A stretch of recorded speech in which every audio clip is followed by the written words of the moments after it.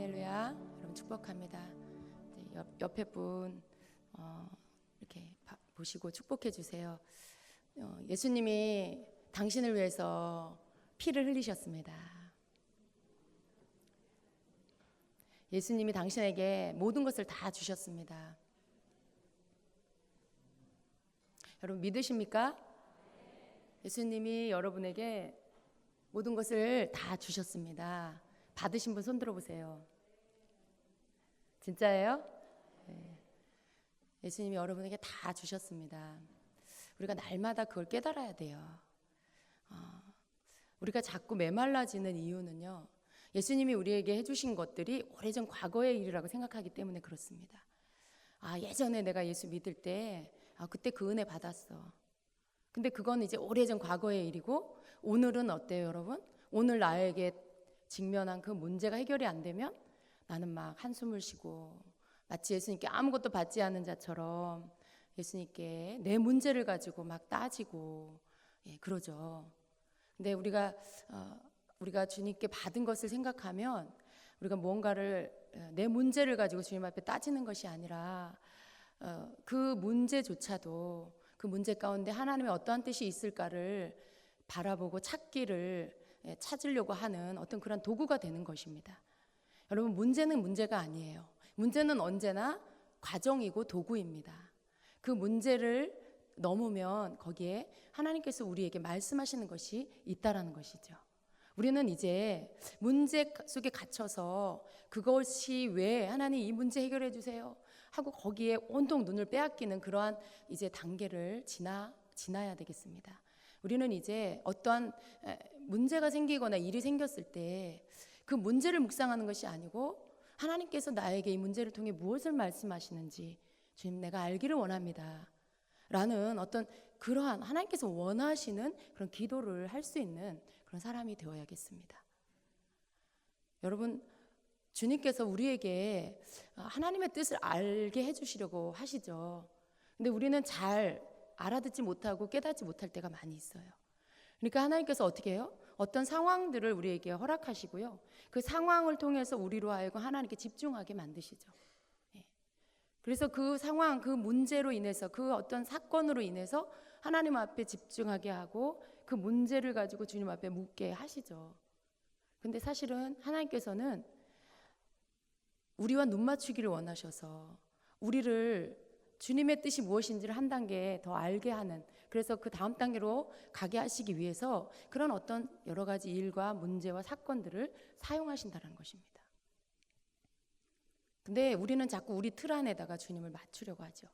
우리 문제가 해결되면 하나님께서 나를 사랑하시고 나를 위해 피 흘려 주신 것이고 내게 은혜를 베풀어 주신 것이고, 문제가 해결이 안 되고 힘들면 주님의 십자가의 그 은혜는 온데간데 없고 오늘 나에게 일어난 문제 때문에 주님 앞에 마음을 막 상한 마음을 보여드리고 이렇게 불평하는 입술을 막 언어를 막 보여드리고 그런 어떤 삶을 우리가 여러분 살고 있지는 않은지.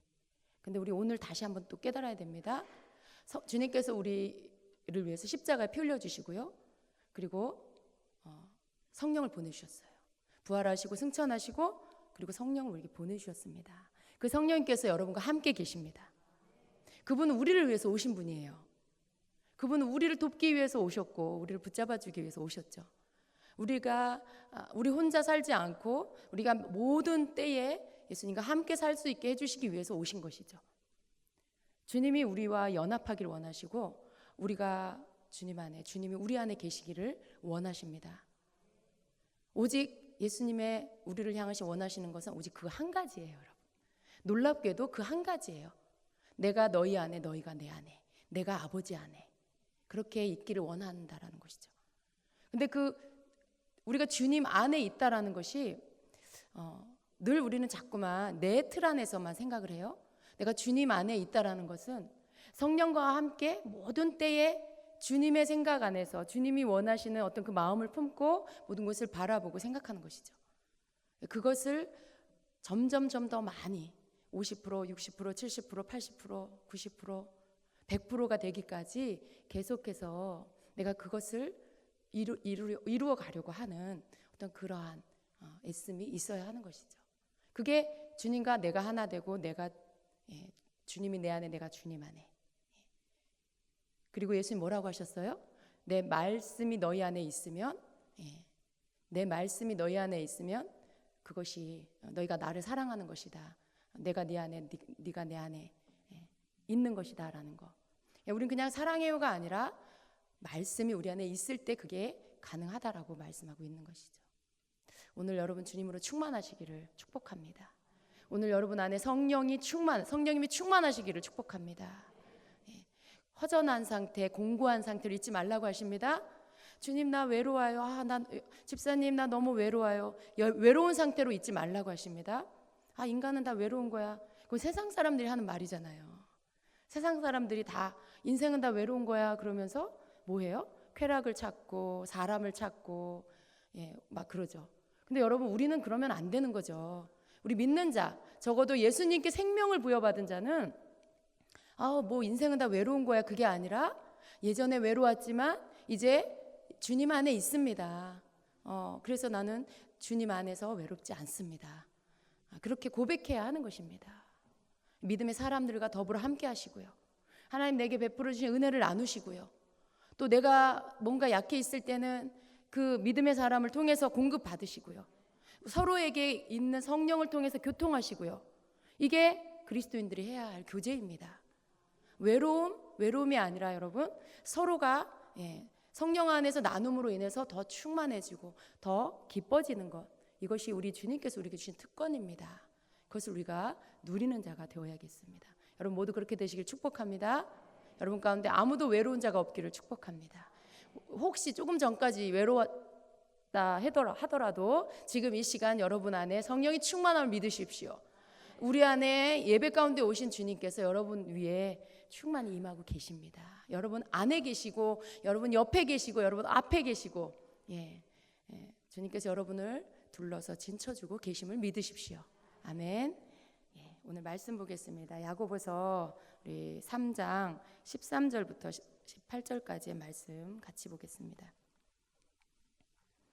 야고보서 3장 13절부터 18절까지 같이 한 목소리로 보겠습니다.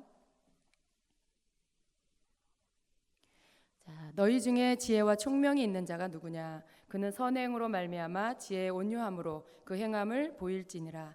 그러나 너희 마음속에 독한 시기와 다툼이 있으면 자랑하지 말라. 진리를 거슬러 거짓말하지 말라. 이러한 지혜는 위로부터 내려온 것이 아니요 땅 위의 것이요 정욕의 것이요 귀신의 것이니 시기와 다툼이 있는 곳에는 혼란과 모든 악한 일이 있음이라. 오직 위로부터 난 지혜는 첫째 성결하고 다음에 화평하고 관용하고 양순하며 긍휼과 선한 열매가 가득하고 편견과 거짓이 없나니 화평하게 하는 자들은 화평으로 심어 의의 열매를 거두느니라. 아멘. 아멘. 자, 여러분 지혜가 있으십니까? 오늘 본문에 보니까 지혜에 대한 말씀을 하고 있습니다. 이 야고보서에는 그 지혜에 대한 말씀을 많이 하고 계세요. 1장에도 보면 뭐라고 하십니까? 너희가 지혜가 부족하면 어떻게 하라 그랬어요? 후히 주시고 꾸짖지 않으시는 하나님께 구하라고 말씀하고 있죠. 그러면 하나님께서 충만함을 주신다라고 하고 계세요. 여러분 지혜가 있으십니까? 잘 모르겠어요? 여러분이 여러분 안에 주님이 충만히 거하신다라는 것을 믿고 그것을 누리고 있다라면 여러분 지혜가 충만한 것입니다. 근데 나는 외로워요, 허전해요.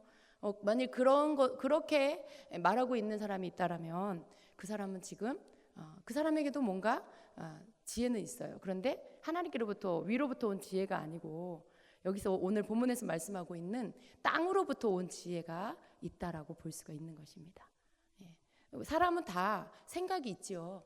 머리를 쓸 수 있고 생각할 수 있고 판단할 수 있고 지혜가 있어요. 그런데 그 지혜는 두 가지 출처가 있는 것입니다. 위로부터 온 하나님께로부터 온 지혜가 있고요. 땅으로부터 온 지혜, 정욕적인 것, 정욕의 것, 귀신으로부터 온 지혜가 있다라는 것입니다. 그런데 우리는 어디에 속해야 됩니까? 바로 위로부터 온 지혜를 가진 자가 되어야 합니다. 그런데 내가 가진 지혜가 위로부터 온 지혜인지 아니면 세상으로부터 온 지혜인지 분별해야 되겠지요. 굉장히 꾀가 많고 잘 어떤 방법들을 잘 쓰고 그래서 지혜롭냐? 꼭 그건 아니에요. 위로부터 온 지혜의 특성이 있어야 그 사람이 바로 하나님께로부터 온 지혜를 받은 것이다라고 말할 수가 있는 것이죠. 오히려 우리는 땅에서 주는 지혜는요, 없는 게 더 좋은 것입니다. 그 지혜들을 오히려 내어버리고 위로부터 오는 지혜를 받는 사람이 되어야 합니다.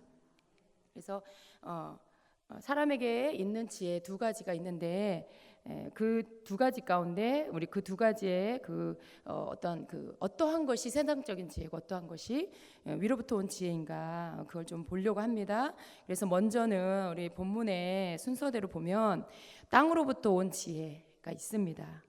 만일 땅으로부터 온 지혜 또 땅 위의 것, 정욕의 것, 귀신의 것 다 같은 말이에요. 다 같은 말인데 여러분 보세요. 세상으로부터 온 지혜를 여기에서는 정욕의 것이다. 또 다른 말로 뭐라고요? 귀신의 것이다. 귀신의 것이래요. 세상으로부터 온 지혜가 다른 말로는 귀신의 것이라고 말씀하고 있어요. 놀랍죠? 세상 지혜가 결국 귀신의 것이구나라는 것을 우리는 알아야 합니다. 여러분 귀신의 것 싫잖아요. 그죠? 마귀고 싫잖아요. 마귀가 주는 그 무엇이라고 해도 여러분 싫어하셔야 돼요. 마귀가 여러분에게 막 돈다발 싸갖고 와서 이거 너한테 줄게. 그럼 어떻게 하실 거예요?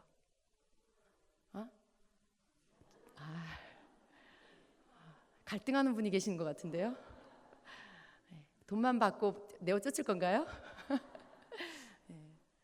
마음이 그러고 싶으신 거죠. 역시. 그런데 여러분 마귀는요 이 세상 만몬의 주인이에요. 그걸 아셔야 돼요. 돈을 가지고 항상 사람을 유혹해요. 근데 돈에 대한 마음을 여러분이 버리지 않으면, 돈을 사랑하는 마음을 버리지 않으면 절대 여러분이 귀신에게로부터 오는 지혜를 떨쳐버릴 수가 없습니다. 내가 좋아하는 것과 마귀가 가지고 있는 것이 같은데 어떻게 분리가 될 수 있겠어요? 그러니까 여러분 돈을 사랑하지 마시고 돈을 공급하신 하나님을 사랑하세요. 돈을 통해서 하나님의 뜻을 이루고 하나님의 나라를 확장하고 하나님 기뻐하는 일을 하기를 기뻐하세요. 그럼 돈의 주인, 돈을 공급자 되신 하나님께서 여러분에게 쓸 것을 주시는 것입니다. 근데 돈을 사랑하면 돈의 주인된 만몬의 주인인 마귀가 하는 일을 쫓아가게 되는 것이죠. 그건 하나님과 상관없는 일이 되는 것입니다. 그래서 이 세상에서 오는 지혜는요, 그 특징이 어떤 것이냐면 오늘 말씀해 보니까 마음에 독한 시기와 다툼이 있으면 자랑하지 말라. 진리를 거스려 거짓말하지 말라. 이러한 지혜는 위로부터 내려온 것이 아니요 땅 위의 것이요 정욕의 것이요 귀신의 것이니. 시기와 다툼이 있는 곳에는 혼란과 모든 악한 일이 있음이라. 이렇게 말씀하고 있어요. 지금 이 세 구절에서 나오고 있는 그러한 어떤 단어들이요 바로 세상에서 주는 지혜의 특징입니다. 거기 안에 뭐가 있습니까? 바로 시기가 있어요. 시기. 여러분 시기심이 나쁜 거 여러분 다 아시죠? 근데 시기심이 나쁜 건 아는데 내 안에 없다라고는 말할 수 없는, 그렇게 고백하십니까? 여러분 안에 시기심이 없어야 돼요. 이제 우리는 예수 믿는 우리는 그리고 예수님을 사랑하는 우리는 어떤 시기심을 버려야 되는 것입니다. 그런데 시기가 상대적으로 비교해서 난 저 사람보단 시기가 없어. 그러니까 난 괜찮아. 그런 게 아니고요. 시기라는 것이 내 안에 어떻게 자리 잡고 있냐. 저 사람과 상관없이 내가 시기가 있다라면 그것은 버려야 되는 것입니다. 그런데 이 시기는 우리가 시기라고 하면 보통 같이 쓰는 그 감정이 또 뭐예요? 질투죠. 시기, 질투 이렇게 묶어서 많이 이야기합니다. 근데 시기는 질투와는 조금 달라요. 질투는 그냥 내 마음에서 샘을 내는 거고요. 좀 어떤 그 시기에 비교해서는 조금 작다라고 말할 수 있어요. 그런데 시기는 어떤 거냐면 질투보다 더 큰 질투라고 말할 수 있어요. 시기는 다른 사람이 나보다 뭔가를 잘하면 화가 나는 거예요. 막 분노가 일어나는 거예요. 근데 질투는 어때요? 아무도 몰래 나 혼자 속으로 그냥 흥 그러는 거죠. 근데 시기는 어때요? 그렇지 않아요. 속에서 분노가 일어나고 화가 나서 그 사람에 대해서 내가 막 안 좋은 말을 막 하는 거죠. 거짓말을 막 하는 거죠. 그 사람을 막 깎아내리는 말, 그 사람을 막 그 거짓으로 모욕하는 그런 말들도 할 수가 있는 게 시기예요. 근데 이 시기는 어떤 사람이 하는 거냐면 내가 나름대로 열심히 했어요. 막 내가 주를 위해서 뭔가를 막 열심히 했는데 나는 잘 안 되고 저 사람만 잘 됐어요. 저 사람 잘 된 걸 보는데 나도 나름대로 열심히 했는데 나는 안 되고 저 사람만 잘 됐어. 그러면 내 안에서 시기가 일어나요. 분노가 일어나는 거예요. 하나님 앞에도 화가 나는 거죠. 하나님 왜 저 사람 잘 됐는데 왜 나는 안 돼요? 왜 저 사람만 사랑하시고 나는 안 사랑하세요? 막 이렇게 나가는 거죠. 그래서 여러분 이게 이 시기라는 것은요. 시기가 없는 상태는 내가 주님을 위해서 열심을 냈으면 그것으로 감사하는 거예요. 다른 사람과 나를 비교하지 않아요. 하나님이 주신 열심으로 열심히 뭔가를 주를 위해 했다라면 그것은 누군가와 나를 비교하지 않아요. 하나님 앞에 내가 열심을 한 것으로 감사하고 영광 돌리는 것이죠. 그런데 이 시기가 일어나는 열심은 어떤 것이냐면 내 열심으로 한 거예요. 하나님이 주신 열심이라기보다는 내가 그냥 열심히 내 열심으로 자기 열심으로 한 것. 주님 어떻게 보면 엄밀히 말하면 주님이 안 시키지 않은 주시지 않은 그러한 자기 열심으로 한 거죠. 자기 열심으로 막 해놓고는 거기에 다른 사람은 좋은 열매가 맺히고 나는 그렇지 않을 때 거기에 비교가 되고 화가 나는 거예요. 이게 시기입니다. 근데 여러분 이게 어디로부터 온 거라고요? 세상으로부터 왔고 귀신으로부터 왔고 버려야 하는 것이에요. 시기는 우리 안에서 있으면 안 되는 거. 여러분 그냥 이건 어떻게 보면 내 안에 이렇게 몰래 숨겨놓을 수도 있는 거예요. 버려야 하는 것입니다. 왜냐하면 귀신으로부터 온 것이니까. 끔찍하지 않아요, 여러분? 내 안에 귀신으로부터 온 게 있다라는 게 얼마나 끔찍합니까? 여러분 내어 버려야 하는 것입니다. 이 사람 속에 여러분 내 자아가 있잖아요. 우리는요 어떤 사람은 아주 적극적인 자아를 가지고 있고요. 어떤 사람은 좀 소극적인 자아를 가지고 있어요. 그게 이제 성격으로 나타나죠. 그런데 특별히 이 시기심이 많은 사람의 특징은요. 적극적인 자아를 가진 사람일 때가 많이 있어요. 꼭 그런 건 아니에요. 꼭 그런 건 아니에요. 그러나 적극적인 사람이 열심도 많아요. 그래서 자기를 만족시키는 열심이 굉장히 많은 거죠. 그러니까 하나님을 기쁘게 하는 열심인 것처럼 바깥으로는 보이는데 결국 그 속에는 내 자아를 만족시키는 열심, 내 자아를 만족시키는 열심이 넘쳐서 그것으로 열심을 내다 보니까 나중에 어떻게 돼요? 하나님과 상관없는 그런 열심이 되고 하나님이 시키시지 않은 열심이 될 수 있어요. 그러다 보면 결과적으로 시기가 일어나고 하나님을 향해서도 사람을 향해서도 분노와 분노를 표출할 수가 있게 되는 것입니다. 이런 것이 시기입니다. 시기심은 버려야 되는 것입니다. 그래서 이것은 어떤 결과들을 가지고 옵니까? 이 시기는요 다툼을 갖고 와요. 그리고 거짓말을 하게 되고요. 그리고 자기 자랑을 하게 되고요. 그래요. 시기심 있는 사람이 잘 되면 어떻게 돼요?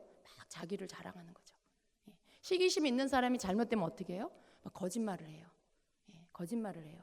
자기 변명도 하고 다른 사람에 대해서도 어떤 거짓된 그 사람에 대해서 잘못된 거짓된 말들을 하고 그럴 수 있죠. 왜냐하면 나는 높여야 되고 상대편은 낮춰야 되니까 막 거짓으로 막 말을 하게 되고요.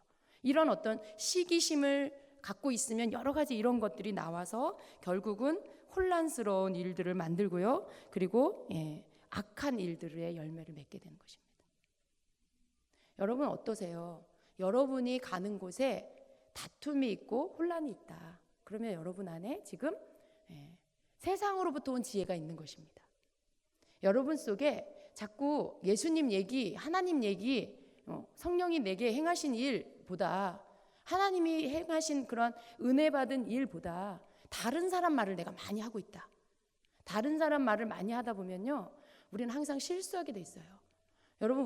여러분 안에 다른 사람 말을 하는 것을 좋아하는 사람 치고 다른 사람에 대해서 좋은 말 하는 사람 별로 없어요. 그 사람이 그 사람이 그랬대, 그랬대 하는데 그 안에는 좋은 얘기보다는 안 좋은 얘기가 더 많아요.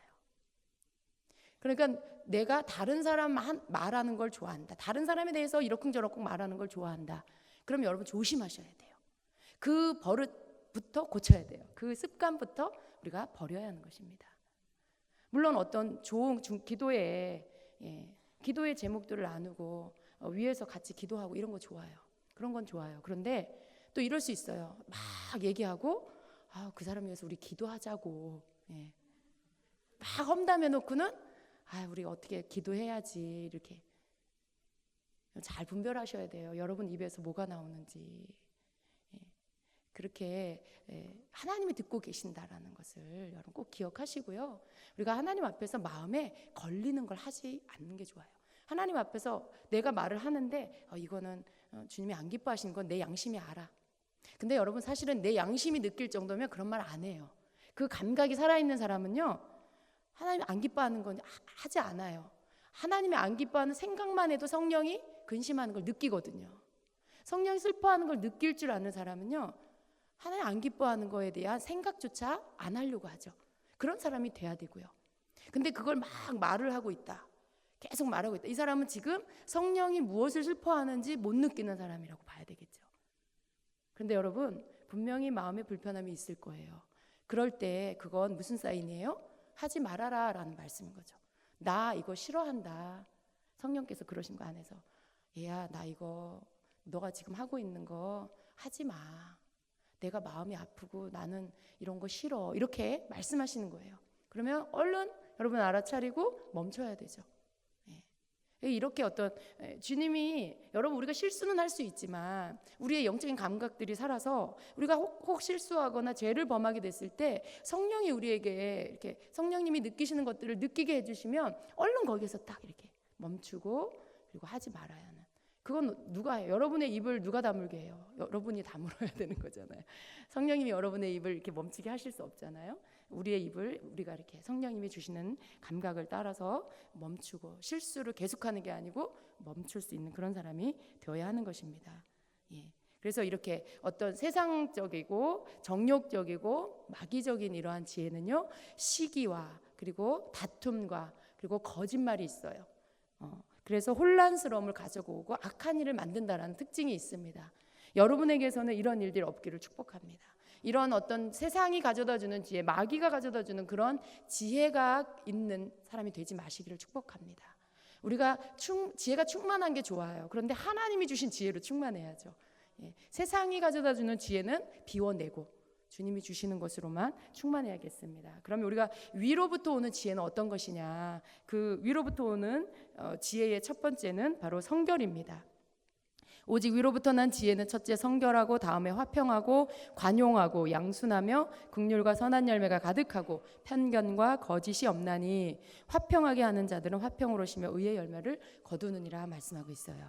자, 첫 번째 성결. 여러분 성결은 우리가 잘 알고 있죠. 이 성결이라는 단어의 원어의 뜻은 혼합되지 않은 상태라는 뜻이에요. 섞이지 않은 그런 상태. 뭐 또 다른 뜻으로는 뭐 순수한, 정결한, 무죄한, 또 책망할 것이 없는 뭐 이런 뜻이 있습니다.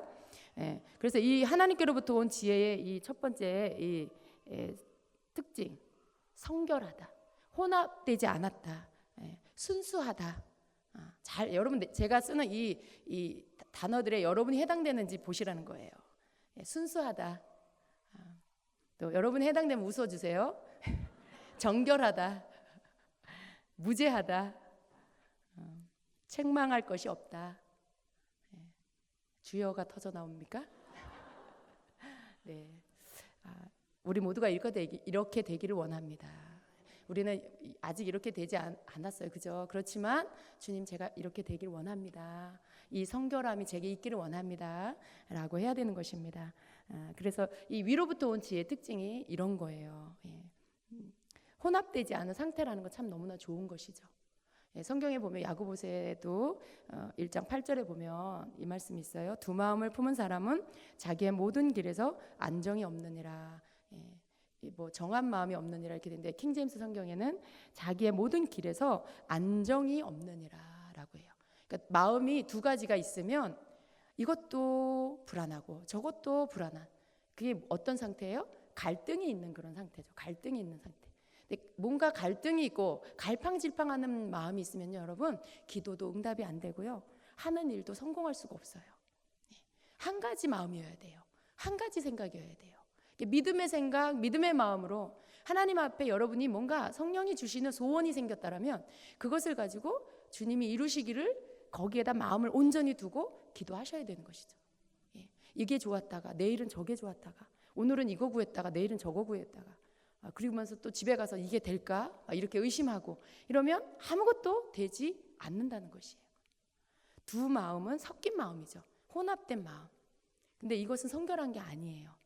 우리가 하나님 앞에서 기도를 할 때도 그렇고요, 또 우리에게 지혜가 있다라면 바로 이러한 섞이지 않은 순수하고 정결하고, 그리고 죄가 없는, 그런 책망 받을 것이 없는 그러한 성결한 그러한 지혜를 우리가 가져야 되겠습니다. 지혜가 성결하다는 얘기는 여러분 처음 들어봤죠? 야고보서에서 우리가 지혜 그러면 똑똑하고 총명하고 명철하고 우리가 이런 것만 생각했는데, 야고보서에서는 지혜는 성결한 거다라고 말씀하고 있는 것이죠. 두 번째는 화평이 있어요. 위로부터 온 지혜 특징의 화평입니다. 이 화평은 어떤 관계적인 용어예요. 나 혼자 화평한 거가 아니라 나와 하나님과의 관계에 화평하고 나와 내 옆에 사람과의 관계가 화평한 것을 말하는 것이죠. 모든 것과의 올바른 관계를 말하는 것이에요. 만약에 내가 하나님과 불화하다, 내가 하나님하고 관계가 안 좋다, 여러분 이거는 진짜 안 되는 거예요. 내가 옆에 사람하고 관계가 안 좋다, 이것도 여러분 안 되는 것이죠. 화평한 관계, 화평하다는 것은 굉장히 좋은 축복입니다. 여러분이 화평케 되는 자가 되면 어떻게 돼요? 하나님의 아들이라 일컬음을 받는다라고 마태복음 5장 9절에 말씀하고 있어요. 그러니까 내가 화평케 하는 자다, 그러면 그 사람을 보고 저 사람은 하나님의 자녀야, 저 사람은 하나님의 아들이야, 하나님의 딸이야, 이렇게 인정을 한다라는 거죠. 그래서 화평케 한다라는 건 굉장히 중요한 거예요. 여러분이 누군가에게 손을 얹어서 막 병을 고치고 죽은 자를 일으키고 어떤 그 변화가 일어나게 하지 못한다 할지라도, 여러분이 모든 관계에서 화평하다라면, 가는 곳마다 여러분이 어떤 화평케 하는 자라면 여러분 하나님의 자녀라는 인정을 받게 되는 것입니다. 어느 것이 좋습니까? 두 개 다 좋다고 또 말하실 거죠. 두 개 다 좋죠. 그러나 화평케 하는 자가 되십시오. 어떤 사람은 치유는 강력한데 화평케 하지 못하는 그런 사역자도 있더라고요. 그래서 좀 이상해요. 그런 것들이 정말 신뢰가 가지 않는 그런 경우들이 있어요. 그러나 화평케 하는 자는요, 그러니까 특별한 능력이 안 나타나도 저 사람은 하나님의 사람이구나 라는 것들을 알게 되는 것입니다. 이 화평은 히브리어로는 샬롬과 같은 뜻이에요. 샬롬. 어떤 아무런 어떤 그런 이 거리낌이나 불편한 것이나 걱정거리나 이런 게 없는 것이죠. 가장 평안한 상태. 그러한 것을 화평하다라고 말씀을 하는 것입니다. 여러분 화평케 하는 자가 되십시오. 화평하다는 것, 예수님은 우리를 하나님과의 관계를 회복시켜 주셨죠. 우리와 하나님과의 관계를 화평케 하신 분이 예수님이세요. 우리와 다른 사람들과의 관계를 화평케 하신 분이 예수님이고, 자연과 우리와의 관계를 화평케 하신 분이 예수님이죠. 하나님은 우리가 예수님을 닮은 화평케 하는 자가 되길 원하십니다. 그래서 하나님의 아들이라 일컬음을 받는 거, 예수님을 우리가 닮으면 하나님의 아들이신 예수님처럼 우리도 그분의 자녀라는 인정을 받게 되는 것입니다. 세 번째는요, 위로부터 온 지혜의 특징은 관용입니다. 이 관용은 이런 뜻이 있습니다. 정당한, 공정한, 이런 뜻입니다. 대인관계에서 적용되는 단어입니다. 그래서 타인을 나와 동일하게 동등하게 대한다라는 그런 뜻이 있어요. 그러니까 다른 사람을 나하고 동등하게 보는 것이죠. 그것을 관용이라고 합니다. 이런 사람이 있어요. 나보다 강한 사람한테는 굽신굽신하고 나보다 약한 사람한테는 함부로 대하고, 또 겉모습으로 봤을 때 굉장히 귀인처럼 보이면 잘 대해주고, 굉장히 좀 어려워 보이고 빈곤해 보이면 막대하고, 그렇게 대하는 사람들이 있어요. 여러분 그렇게 하면 안 되는 것입니다. 하나님께서 우리에게 주시는 지혜는요, 다른 사람들을 나와 동일하게 생각하는 거예요. 빈부귀천을 떠나서 그 사람을 존중하는 거죠. 여러분 자기 자신을 사랑하는 것보다 자기 사랑하는 것보다 더 사랑하는 거 있는 사람 있어요? 우리는 얼마나 우리 자신을 사랑합니까? 우리가 아파봐요, 여러분. 여러분이 아파봐요. 여러분 배고파봐요. 여러분 힘들어봐요. 그러니까 우리는요 본능적으로 우리를 사랑하고 있어요. 본능적으로 나를 위하고 있는 것이죠. 다른 사람이 나를 안 돌봐도 나는 나를 돌보고 있잖아요. 근데 나를 그렇게 생각하는 것처럼 다른 사람에 대해서도 그렇게 동등하게 생각하는 거, 이게 관용입니다. 그래서 하나님은 우리가 그렇게 하기를 원하세요. 다른 사람에 대해서 함부로 하고 우리의 눈의 잣대를 가지고 막 높이봤다가 낮춰봤다가 내가 판단되는 대로 사람에 대해서 막 그렇게 대하고 이렇게 하면 안 된다는 것입니다. 그래서 우리가 위로부터 온 지혜를 받은 자라면 사람을 존중하는 마음이 있어야 돼요. 이것은 여러분 관점의 문제인데 우리의 관점은요 내 관점이 아니고 하나님의 관점으로 바뀌어야 돼요.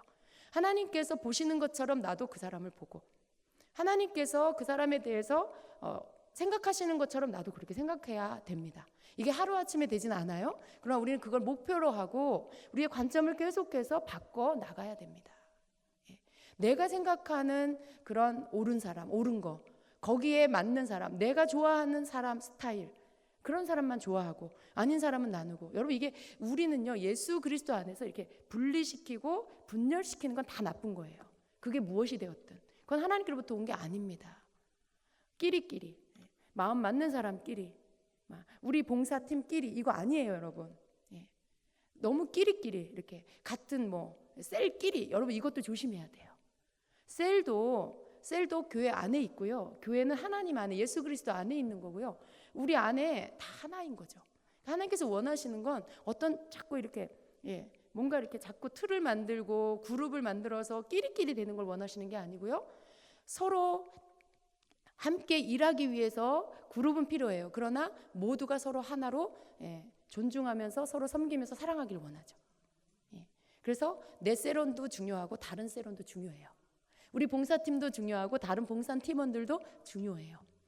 내 몸 안에 모든 지체가 중요한 것처럼 여러분 옆에 있는 모든 사람들이 다 중요하다라고 여겨야 된다는 것이죠. 이게 관용입니다. 하나님께서 위로부터 온 지혜 가운데 우리가 그걸 주시길 원하세요. 하나님께로부터 온 지혜를 가진 자는 이러한 마음을 품고 있어야 되는 것입니다. 그래서 사람을 차별하지 않고 대하는 거, 공정하게 하나님의 관점으로 보는 그러한 눈이, 그러한 태도가 우리에게 있어야 하는 것입니다. 여러분에게 관용의 지혜가 있기를 축복합니다. 네 번째는 양순입니다. 양순한 거. 양순이 위로부터 온 지혜입니다. 잘 순종하는 유순한 양과 같이 온순한 성품을 말합니다. 잘 순종하는 거, 잘 말 잘 듣는 양처럼, 그러한 것을 양순이라고 합니다. 사람의 이름이 아니에요. 김양순 아니에요. 그런 어떤 성품 너무 좋은 것 같아요. 이 양순 너무 좋은 것 같아요. 왜 이름을 양순이로 바꾸시겠어요? 잘 순종하는 사람, 하나님도 기뻐하시지만 사랑하시지만 담임 목사로서 그러한 성도들 너무 예뻐요. 정말 잘 순종하고 교회에서 뭔가 이렇게 하자고 할 때 순종하고 잘 섬기고 잘 따라오고, 그냥 특별한 거 안 해도요 순종 잘하는 성도가 제일 예뻐요. 그 참 이상하더라고요. 그게 그러고 싶어서 그런 게 아니고요. 정말 순종하는 성도가 제일 예뻐요. 그게 목회자를 신뢰해 주는구나. 앞에서 인도하는 인도자를 신뢰해 주는구나, 따라 주는구나. 그 마음이 너무 고맙고요. 정말 예쁜 마음, 정말 예뻐요. 그러한 성도가. 정말 이 위로부터 온 지혜 안에 양순이 있어요. 만일 여러분이 뭔가 들이받고 자꾸 뭔가 말하면 뭐 하자 그러면 걸고 자꾸 거꾸로 나가고 거역의 영이 충만해가지고 자꾸 거역하고 싶어지고, 만약 그렇다면 여러분 지금 여러분을 살펴야 돼요. 위로부터 온 지혜가 아니에요. 그건 위로부터 온 지혜가 아니에요. 거역의 영은 마귀에게로부터 오는 거예요. 불순종의 영, 마귀의 것이죠. 예전에 우리가 예수님 믿기 전에 누구의 자녀였어요? 불순종의 자녀. 너희가 불순종의 자녀였다라고 에베소서에서 말씀하고 있잖아요. 그게 다른 말로 마귀의 자식이었다는 거예요. 근데 하나님의 자녀는 순종의 자녀죠. 양순한, 양순함이 있는 거예요. 여러분이 양순하시길 축복합니다. 여러분의 성과 양순이라는 이름을 한번 붙여가지고, 우리 안권사님은 안양순이에요. 양순하지 않다는 뜻인가요? 자, 5번째는 국률과 선한 열매가 있습니다. 국률과 선한 열매도 위로부터 온 지혜의 특징이라는 것입니다. 여러분, 국률은 여러분 잘 아시죠? 불쌍히 여기는 마음이에요. 불쌍히 여기는 마음. 그런데 이 국률만이 아니고 국률과 선한 열매 같이 하나로 묶어져 있어요. 이것은 국률이 여기는 마음만 갖는 게 아니고 불쌍히 여기는 마음을 받아서 그것을 행동으로 옮겨 실제적으로 그 불쌍히 여기는 마음을 가지고 도와주는 거죠. 이게 바로 위로부터 오는 지혜의 모습입니다. 우리는 불쌍히 여기는 마음만은 가질 수 있어요. 아우, 불쌍하다. 근데 아무것도 안 해. 그게 아니라 불쌍하다. 뭘 좀 줘야 되겠다. 뭘 좀 도와줘야 되겠다. 이렇게 그 마음을 하나님 주시는 거죠. 불쌍히 여기는 마음을 하나님이 주시는 거예요. 국률이 여기는 마음. 주님의 마음이죠. 우리를 향하신 하나님의 마음인데 우리 안에 그 마음이 일어날 때 하나님께서 우리에게 그 마음 주시는 거고 하나님의 마음을 우리가 받은 것이죠. 근데 거기에서 끝나는 게 아니라 국률이 여기며 그것을 가지고 그를 돕는 것. 이것이 바로 위로부터 오는 지혜입니다. 6번째는요. 편견과 거짓이 없는, 편벽이 없는, 편벽이 없는 것, 편견이 없는 것을 말합니다. 편벽이라는 단어로 되어 있나요? 뭐로 되어 있죠? 편견으로 되어 있군요. 근데 이 한글 개역 한글 성경에 편벽으로 되어 있는데 편견은 이렇게 편견 같은 것 같아요. 흔들림이 없는 거, 한쪽으로 치우치지 않는 거. 편견은 뭐예요? 한쪽으로 이렇게 치우쳐서 판단하는 거잖아요. 근데 그런 편견 없이 어떤 한쪽으로 치우치는 편벽이 없이 흔들리지 않고 이렇게 딱 흔들림 없는 딱 중심을 갖고 있는 편견 없이 딱 중심을 가지고 있는 어떤 그런 것을 말하는 것입니다. 여러분 어떠세요? 여러분은 편견이 있습니까? 잘 모르시죠? 편견이 있는지 없는지는 자기 자신보다는 옆에 사람이 더 잘 볼 수 있어요. 어떤 사람에 대해서나 뭔가 그런 어떤 일에 대해서나 그런 모든 부분에 뭐 정치적인 것이나 뭐 사회적인 여러 가지 우리는 쉽게 편견을 가질 수 있어요. 그냥 무조건 여당을 좋아한다든가 무조건 야당을 좋아한다거나 뭐 이런 어떤 것들 그리고 무조건 누가 얘기하면 그 사람 말은 다 맞아. 여러분 이거 다 편견일 수 있어요. 그게 아니라 공정하게 바르게 옳은 것을 옳다고 해야죠.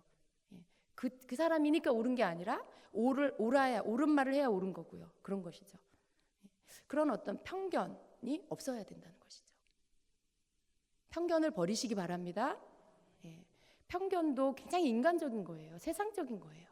인간적으로 내가 갖는 의견에 맞는 것만 이렇게 그쪽으로만 치우쳐서 이런 것은 없어야 되겠습니다. 또 거짓이 없는 것, 거짓되지 않은 것이 위로부터 온 지혜의 특징입니다.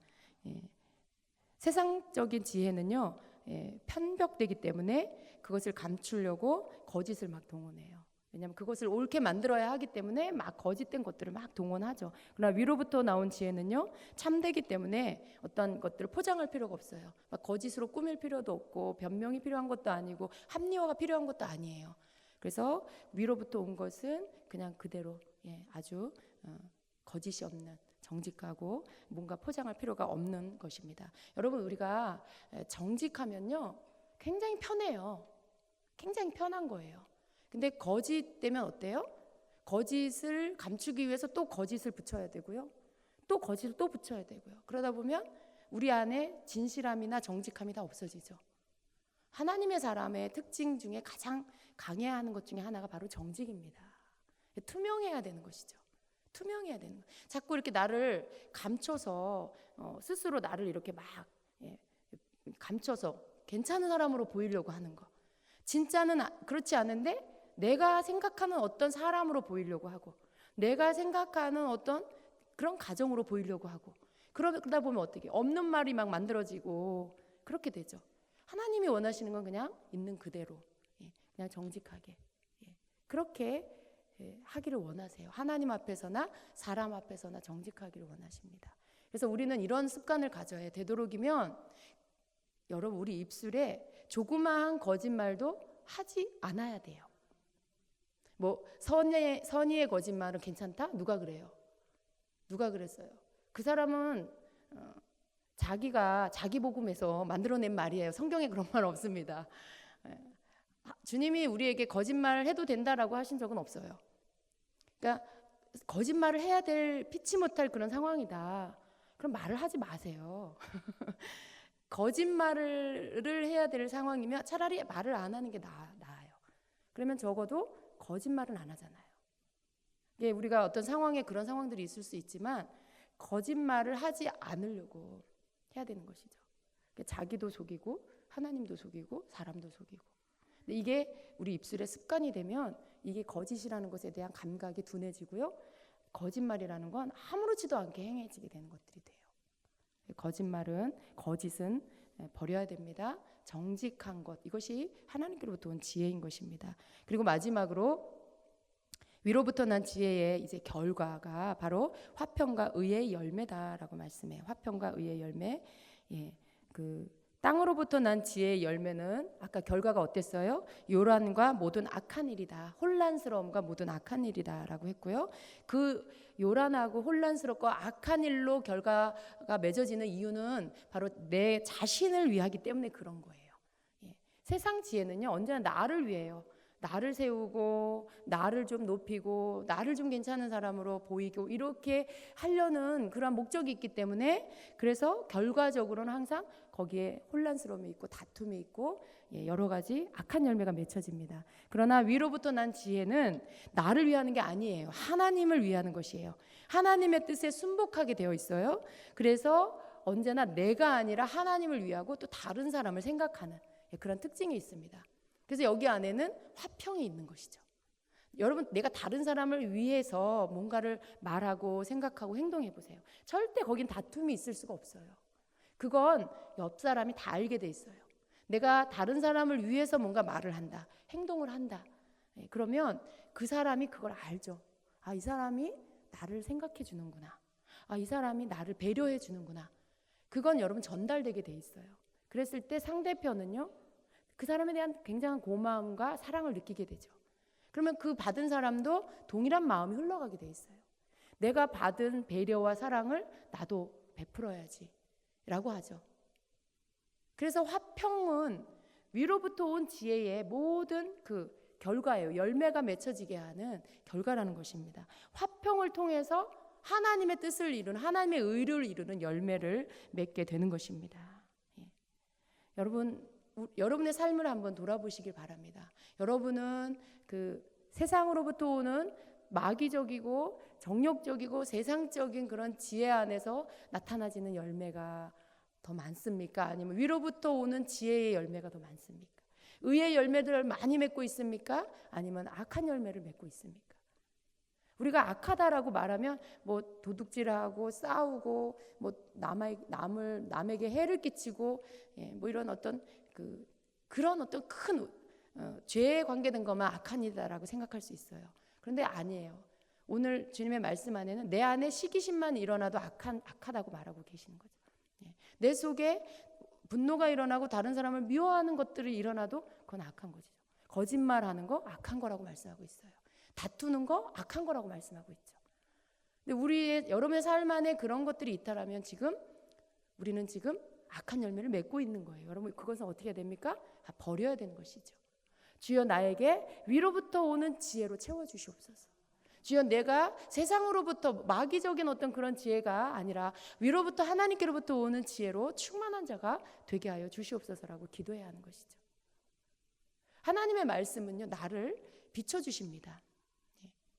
시기심이 죄라고 느끼지 않았다라면 회개할 수 없어요. 그런데 시기는 악한 거다. 시기는 악한 거다. 시기 질투 악한 거다 버려야 된다라고 알면 어떻게 돼요? 오늘 여러분 회개하실 거예요. 여러분 속에 남을 자꾸 시기하는 마음이 있다. 그것이 하나님 앞에 죄다. 그건 악한 거다라고 배우면 그건 여러분이 회개할 수 있게 되는 것이죠. 하나님의 말씀은 우리를 비춰주시고요. 우리 속에 있는 하나님께 합당치 아니한 것들을 드러내게 하시고요. 그리고 그것들을 잘라내십니다. 우리가 깨달아야 회개할 수 있어요. 우리가 인정해야 회개할 수 있는 것이죠. 그리고 잘라내는 것입니다. 회개를 통해 주님은 그것들을 잘라내 주시고 내가 그것들에 대해서 나 스스로도 싫어하게 만드시고 그래서 버리게 하는 것입니다. 위로부터 오는 지혜는 내 속에서 악한 것들이 버려지면 계속해서 채워지는 것입니다. 하나님이 주시는 위로부터 오는 지혜가 우리 안에 채워지며 점점점 우리는 어떻게 됩니까? 우리 안과 밖이 예수님을 닮아가게 되고요. 그래서 우리의 삶 안에 하나님 주신 진정한 화평이 임하게 되는 것입니다. 그래서 주님이 원하시는 건 우리로 하여금 모든 사람들과 화평하고 우리가 가는 곳마다 화평케 하는 자. 다툼이 있는 곳에도 여러분이 가면 다 잠잠해져. 화평함으로 다 바꿔져 버려. 관계가 다 회복이 돼. 화해하고 용서하게 돼. 여러분 하나님이 여러분에게 원하시는 게 바로 그러한 것입니다. 그래서 이러한 것을 통해서 그 모든 여러분을 통해 하나님 원하는 그 열매들을 맺히길 원하세요. 우리가 위로부터 오는 지혜가 충만해야 되는 이유는 바로 우리를 통해서 하나님의 뜻을 이루어야 하기 때문에 그렇습니다. 여러분 안에 위로부터 오는 지혜가 충만하기를 축복합니다. 성결하십시오. 화평하십시오. 또 관용하십시오. 또 순종 잘하십시오. 양순하십시오. 긍휼과 선한 열매가 가득하십시오. 또 편견과 거짓이 없기를 축복합니다. 그래서 여러분 안에 화평의 그 의의 열매가 가득하시기를 예수님의 이름으로 축원합니다. 아멘. 기도하겠습니다.